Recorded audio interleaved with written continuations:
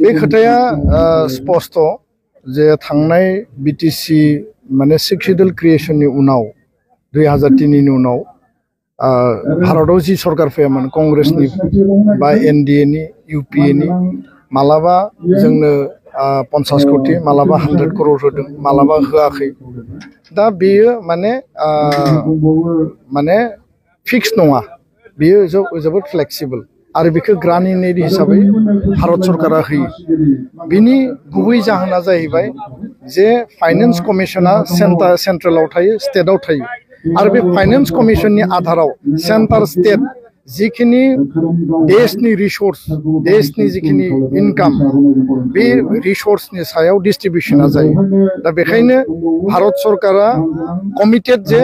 भारतनि सिङाव जिखिनि राज्योफोर दङ जिखिनि यूनियन टेरिटरि दङ स्टेट दङ बेयाव बिसोर फैसा हरनांगौ किन्तु बे बाउन्ड नङा मेन्डेटरि नङा जे सिक्स शेड्यूलाव बिथांमोना फैसा हरनांगौ कारण बे प्रोविजना संविधानाव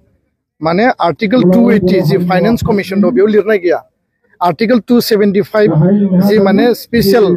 माने ट्राइबल एरियानि थाखाय डेभलपमेन्टनि जे आर्टिकलनि फान्ड बेखौ हरनाय जायो दा बेखायनो बे 280 आव सेन्ट्रेल स्टेटनि खोथा दं बेयाव काउन्सिलनि खोथा गैया व्हायरेस नोङो पन्चायतआव माने रुरेल बडियाव अर्बान बडियाव माने म्युनिसिपाल आरो पन्चायत माने आन्चलिक पन्चायत जिल्ला परिषदआव केन्द्रीय सरकारा फैसा हरो थोंजोङै किन्तु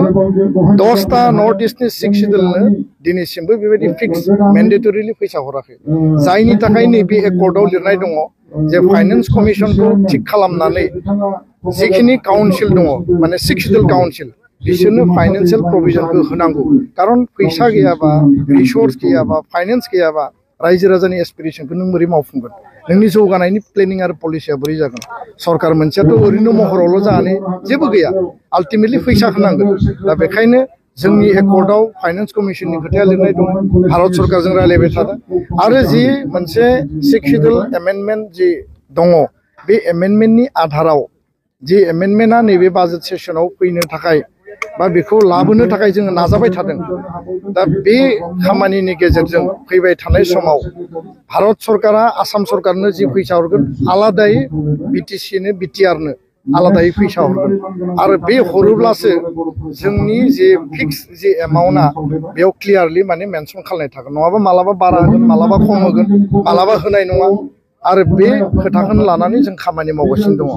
दा सिस्टेम आरो बिनि जि प्रोविजनखौ बीटीआरआ फैसा मोनासै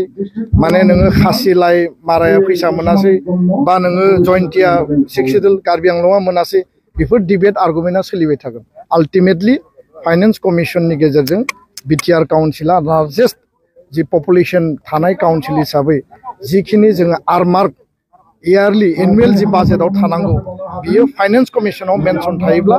बेयाव जोङो दाबिनोबो गोनां गैया बेयाव लबिबो खालामनो गोनां गैया भारत सरकारा जोंनि पपुलेशन पेटार्नखौ नायनानै बिथांमोना फैसा हरगोन खोथाया बेसे गोजोनथों।